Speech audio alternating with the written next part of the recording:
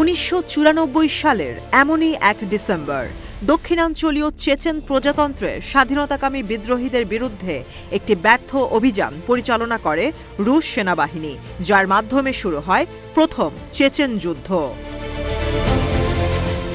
এরপর পেরিয়ে গেছে 30টি বছর, হয়েছে আরেকটি যুদ্ধ।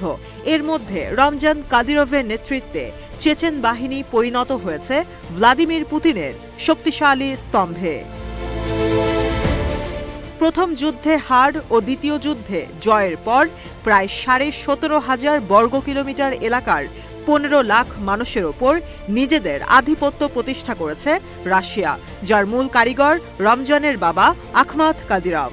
তার বিশ্বস্ত যোদ্ধাদের মাধ্যমে মুসলিম সংখ্যাগরিষ্ঠ অঞ্চলটিতে তৈরি হয়েছে ত্রাসের রাজত্ব। 70,000-এর বেশি চেচেন যোদ্ধাদের কাজ পুতিনের সমালোচকদের নিঃশেষ করে স্থিতিশীলতা বজায় রাখা। বিনিময়ে সব ধরনের আইনকে ভাঙার সুবিধা দেওয়া হয়েছে কাদিরভকে।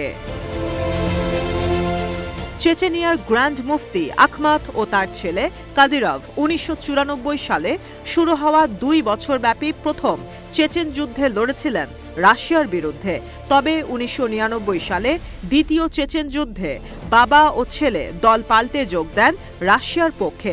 ফলে 2000 সালে আখমাতকে নিযুক্ত করা হয় চেচেনের প্রধান হিসেবে। এর 4 বছর বাদে সন্ত্রাসী হামলায় বাবা নিহত হলে হাল ধরেন ছেলে রমজান। নিজেকে পুতিনের ফুট সোলজার দাবি করার মাধ্যমে রুশ প্রেসিডেন্টের বিশ্বাস অর্জন করেন রমজান কাদিরভ। প্রদেশটির রাজধানী গ্রোজনির বিভিন্ন সড়ক ও স্থাপনার নামকরণও করা হয় পুতিনের নামে।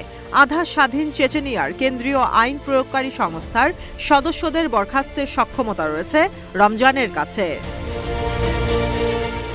বিশ্বস্ততার পুরস্কার স্বরূপ অঞ্চলটির সব নির্মাণ প্রকল্পের ভার দেয়া হয় কাদিরভ পরিবারের কাছে। চেচেনিয়ার বাইরেও রয়েছে রমজানের আধিপত্য।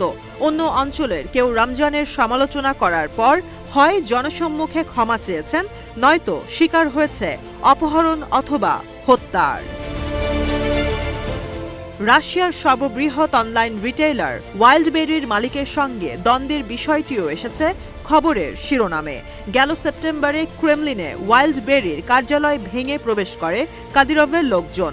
এতে 2 জন নিহত হলেও কারো বিরুদ্ধে ব্যবস্থা নেওয়া হয়নি।